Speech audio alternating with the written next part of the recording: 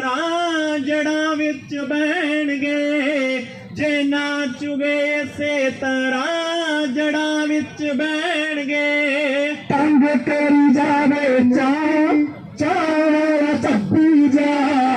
जितांगे जरूर हाँ समा तो थोड़ा लगूगा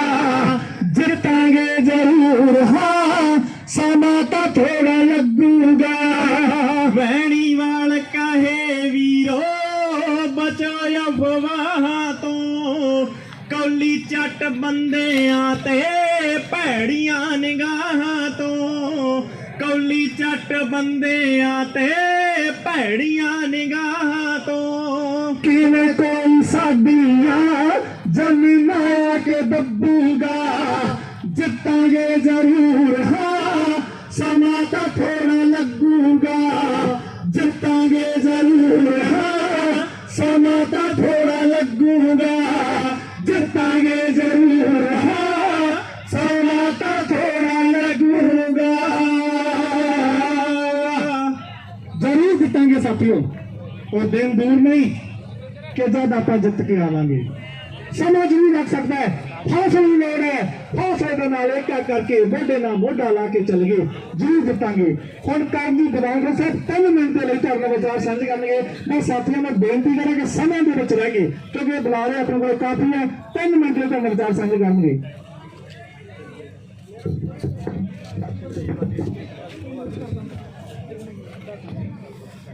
साथियों में बेनती कर जिन्हें भी वीर आसे पासे खड़े है पंडाल में बैठ जान जिन्हें पिंडों की गिनती नहीं आई है प्रधान जी को गिनती लिखवा दें कुंडल गुरिंदगढ़ की गिनती नहीं आई तो मैं खास करके एक होर धन्यवाद करना भुल गया सी अज इस इकट्ठ दे विच मेरियां भैणां डंगर खेड़ तो मेरे भणोईए जीजा जी ते साथी नाल आए हैं मैं बहुत बहुत धन्यवादी हाँ बड़ा सिर उच्चा हुंदा है जब ये सब कुछ देखदा कि साडे नाल साडा परिवार आ गया जुड़ गया बहुत बहुत धन्यवाद जी तुहाडा सारिआं दा हाँ जी करण जी सिर्फ 3 मिनट के लिए तुहाडे नाल विचार साझे करनगे उस तो बाद 3 मिनट लिए श्री वाहिगुरु जी का खालसा श्री वाहिगुरु जी की फतेह दोस्तों 2-4 गल्लां तुहाडे नाल साझीआं करूंगा उस तो पहला ਇਹ ਜਿਹੜਾ ਅੰਦੋਲਨ ਹੈ ਇਹਦੇ ਚ ਜਾਣ ਪਾਣ ਲਈ 1-2 ਲਾਈਨਾਂ ਕਿ ਬੇਹਿੰਮਤੇ ਹੁੰਦੇ ਨੇ ਉਹ ਲੋਕ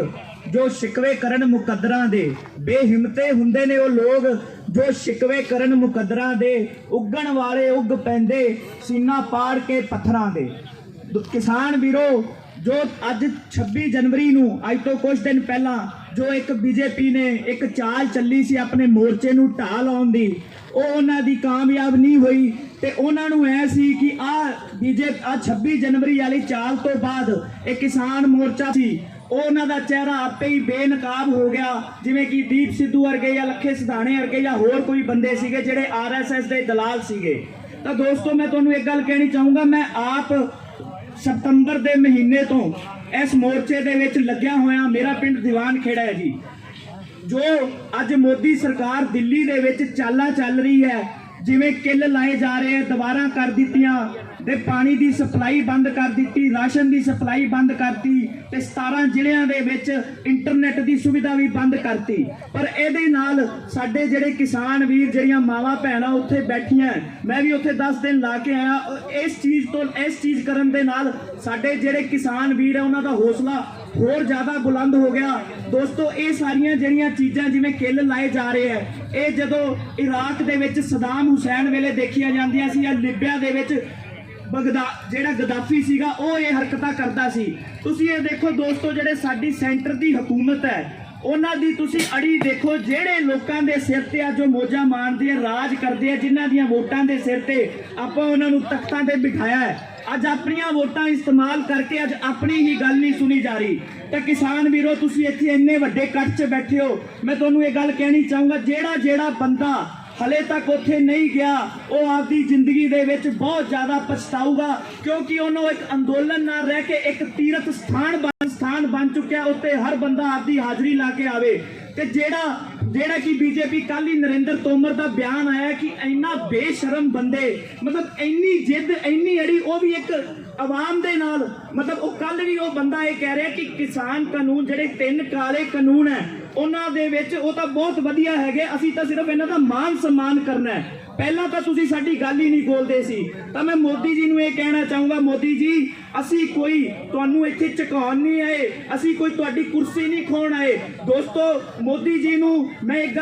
ਗੱਲ ਹੋਰ ਕਹਿਣਾ ਚਾਹੂੰਗਾ ਕਿ ਲੋਕ ਰਾਏ ਦੇ ਹੱਕ ਦੇ ਵਿੱਚ ਫੈਸਲਾ ਦੇਣ ਨਾਲ ਕਦੇ ਕੋਈ ਲੀਡਰ ਦਾ ਸਿਰ ਝੁਕਦਾ ਨਹੀਂ, ਸਗੋਂ ਲੀਡਰ ਹੀਰੋ ਬਣ ਜਾਂਦਾ ਹੈ। ਮੋਦੀ ਜੀ ਅਸੀਂ ਪੰਜਾਬ ਸਾਡਾ ਉਹ ਸੂਬਾ ਹੈ, ਤੁਸੀਂ ਸਾਨੂੰ ਦਿਲ ਨਾਲ ਲਾ ਕੇ ਸਾਨੂੰ ਗਲੇ ਲਾ ਕੇ ਤਾਂ ਵੇਖੋ, ਅਸੀਂ ਤਾਂ ਵੈਸੇ ਹੀ ਤੁਹਾਡੇ ਤੇ ਆਪਦੀ ਜਾਨ ਵਾਰ ਦਿਆਂਗੇ। ਅਸੀਂ ਬਿੱਲ ਮੋੜ ਕੇ ਤੁਹਾਨੂੰ ਕੋਈ ਟਿਚਰਾਂ ਕਰਨ ਨਹੀਂ ਆਏ ਕਿ ਹਾਂ ਅਸੀਂ ਜਿੱਤ ਗਏ, ਅਸੀਂ ਆਪਦੀ ਜ਼ਮੀਨਾਂ ਦੀ ਲੜਾਈ ਲੜਨ ਆਏ ਆ, ਅਸੀਂ ਆਪਦੇ ਹੱਕਾਂ ਵਾਸਤੇ ਇੱਥੇ ਲੜਾਈ ਲੜਨ ਆਏ ਆ। ਦੋਸਤੋ ਮੈਨੂੰ ਵੀ ਤਿੰਨ ਚਾਰ ਪਾਸਿਆਂ ਤੋਂ ਫੋਨ ਆਏ ਸੀ ਕਿ ਤੂੰ ਕੀ ਲੈਣਾ, ਤੇਰਾ ਤਾਂ ਪਤਾ ਨਹੀਂ ਲੱਗਣ ਦੇਣਾ, ਫਲਾਣੇ ਲੀਡਰ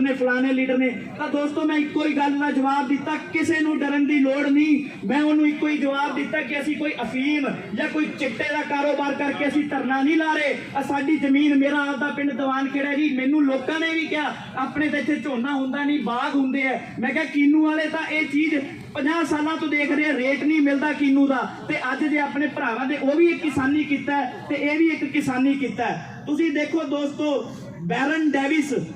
ਅਮਰੀਕਾ ਦਾ ਬਾਸਕਟਬਾਲ ਪਲੇਅਰ ਹੈ, ਜੂਜੂ ਸਮਿਥ ਅਮਰੀਕਾ ਦਾ ਫੁੱਟਬਾਲ ਦਾ ਪਲੇਅਰ ਹੈ, ਜਿਹਨੇ $10,000 ਉੱਥੋਂ ਭੇਜਿਆ ਖਾਲਸਾ ਏਡ ਦੇ ਵਿੱਚ, ਯਾਨੀ 5.5 ਲੱਖ ਰੁਪਇਆ। ਜੇ ਦੋਸਤੋ ਉਹ ਲੋਕ ਆਪਾਂ ਨੂੰ ਇੰਨਾ ਭਰਵਾਂ ਹੁੰਗਾਰਾ ਕਿਉਂ ਮਿਲ ਰਿਹਾ ਹੈ? ਇਹਦੇ ਪਿੱਛੇ ਇੱਕ ਬਹੁਤ ਵੱਡਾ ਕਾਰਨ ਹੈ ਦੋਸਤੋ, ਕਿਸਾਨੀ ਕੀਤਾ ਹੀ ਦੁਨੀਆ ਦੇ ਵਿੱਚ ਇੱਕ ਇਹੋ ਜਿਹਾ ਕੀਤਾ ਹੈ ਜਿਹਦੇ ਵਿੱਚ ਕੋਈ ਚੋਰ ਬਜ਼ਾਰੀ ਨਹੀਂ ਹੈ। ਜਿਹੜੇ ਮੇਰੇ ਕਿਸਾਨ ਵੀਰ ਨੂੰ ਮੰਡੀ 'ਚ ਰੇਟ ਮਿਲਦਾ ਹੈ, ਉਹ ਵਿਚਾਰਾ ਚੁੱਪ-ਚਾਪ ਘਰੇ ਲੈ ਕੇ ਆ ਜਾਂਦਾ ਹੈ, ਤੇ ਤੁਸੀਂ ਸਾਡੇ ਤੋਂ ਉਹੀ ਖੋਣ ਦੀ ਗੱਲ ਕਰ ਰਹੇ ਹੋ। ਤਾਂ ਮੇਰੀ ਤੁਹਾਡੇ ਅੱਗੇ ਬੇਨਤੀ ਹੈ, ਆਪਣਾ ਉਹ ਹਲਕਾ ਹਲੇ ਵੀ ਬਹੁਤ ਜ਼ਿਆਦਾ ਪਿੱਛੇ ਹੈ। ਤੁਸੀਂ ਆ ਮਲੋਟ ਟੱਪ ਜੋ, ਬਠਿੰਡਾ ਟੱਪ ਜੋ, ਇੰਨਾ ਕੁ ਤਗੜਾ ਹੁੰਗਾਰਾ ਹੈ ਨਾ, ਲੋਕ ਇੰਨੀ ਕੁ ਇਕੱਠ ਅੱਜ ਦੀ ਤਰੀਕ ਦੇ ਵਿੱਚ 12 ਲੱਖ ਬੰਦਾ ਉੱਥੇ ਬੈਠਾ ਗਾਜੀਪੁਰ ਬਾਰਡਰ ਤੇ। ਉਹ ਕਹਿੰਦੇ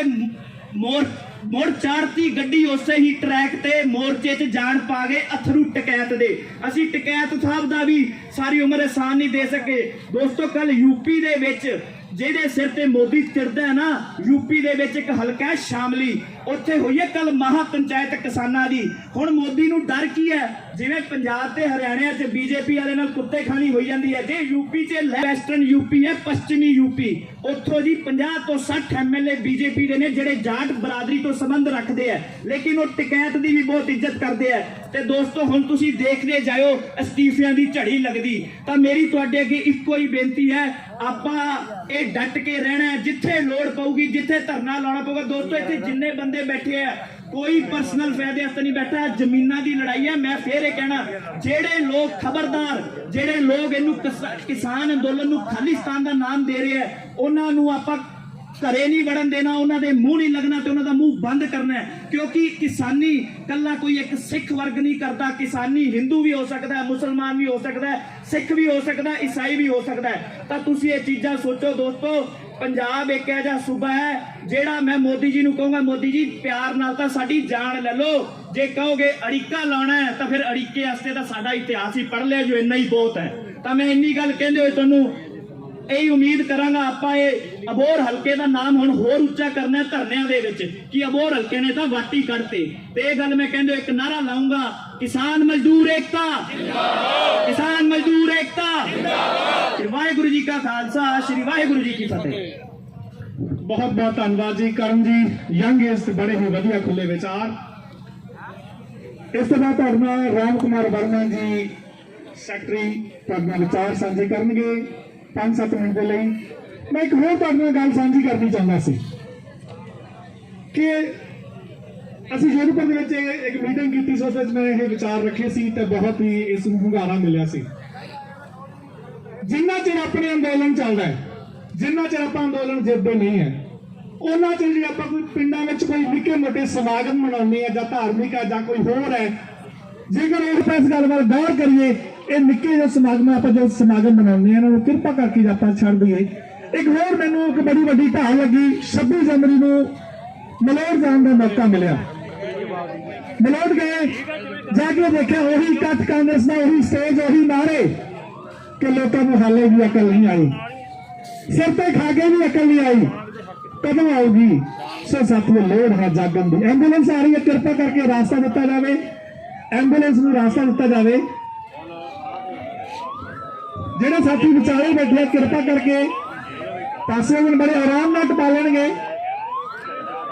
ਸਾਰੇ ਨਾ ਖੜੋ ਵੀ ਸਾਥੀਓ, ਥੋੜੀ ਜਿਹੀ ਰਾਸਤਾ ਦੇ ਦਿਓ। एक होर बेनती सी मेरे साथी पिछे खड़े, काफी मुंडे खड़े हैं ट्रैक्टर पे बैठे हैं जो चाह पी लिया, चलो गल वक्री है, पर कोई साथी मैं बार बार कहने बावजूद भी पिछे खड़े हैं, तो कृपा करके पंडाल जाके बजो। अपने इतने आने का मकसद की है, फायदा की है? जे आप कोई गल ढंग ना सुननी नहीं, जो आप कोई गल ढंग ना रखनी नहीं। सो मेरी बेनती हाथ बन के बेनती है, जी तुम कहने तो असं पैरी हाथ भी ला दें आगे,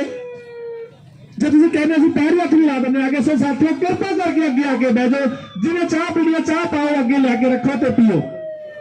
सो हम तुहाडे राम कुमार जी 5-7 मिनट विचार साझे करनगे। राम कुमार जी बहुत ही सत्कारयोग प्रधान जी, अज के इस धरने च शामिल मेरे भैनों भराओ माताओं नौजवान बच्चों, मेरे पहला काफी बुलारे बोल के गए हैं, सब बुलारिया ने आपको अपनी गल रखी है। साथी सुखविंदर जी एक विषय क्लियर करके गए हैं,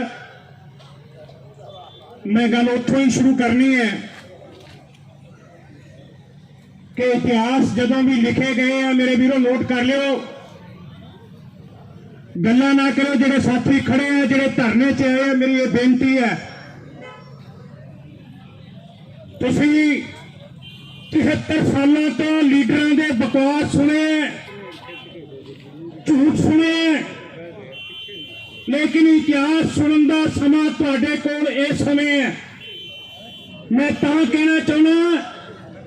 कि जे धरने च आए हो तो एक एक गल सुन के जाओ, पल्ले बन के जाओ।